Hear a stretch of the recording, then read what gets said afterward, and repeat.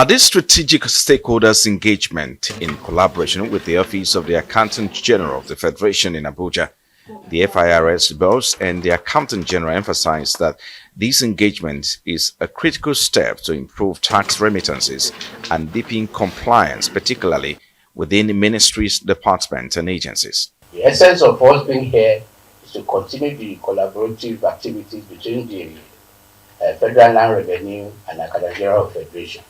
As you know that those two key agencies are important in sustaining economic development. As we collect, we assess, and we account for it. This engagement provides a unique platform to foster synergy between FRS and Oagf, align our strategies, and address challenges hindering optimal tax collection and remittances. By leveraging of technology, therefore, strengthening accountability, and in promoting transparency and probity, we can significantly enhance compliance and boost government revenue for sustainable development.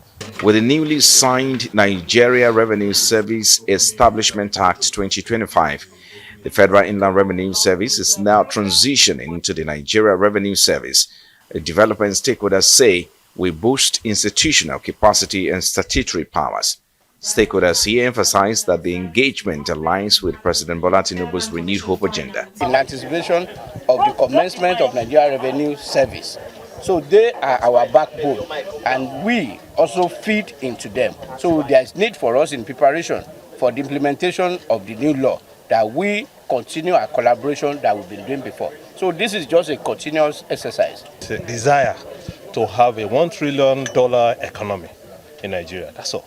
As Nigeria seeks to reduce its dependence on oil revenues, stakeholders are optimistic that this engagement will redefine the public sector's role in tax compliance while setting an example for the private sector. Frank Omalape, Arise News. And at the 2025 South-South Zonal Banking and Finance Conference, calls for urgent economic diversification in the region topped discussions. Participants are asking that the region looks beyond oil for socio-economic development. Arise News correspondent Magdalene Ioma reports. The maiden edition of the South-South Zonal Banking and Finance Conference, hosted in Calabar by the Chartered Institute of Bankers of Nigeria, brings together players in banking, government and the private sector to explore a new economic direction for the region.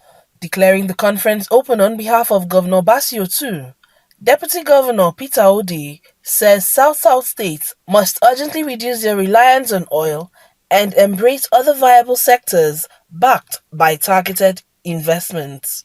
The South-South Zone as a region must now act with urgency to diversify its economy, leverage of shared natural endowment in agriculture and extractive resources.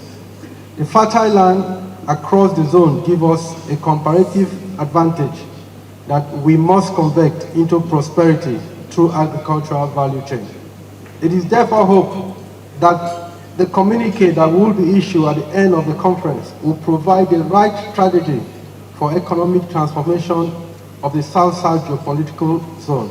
President of the Chartered Institute of Bankers of Nigeria, Professor Pius Olarewaju, says the region is already making major contributions to the economy and must now consolidate those gains.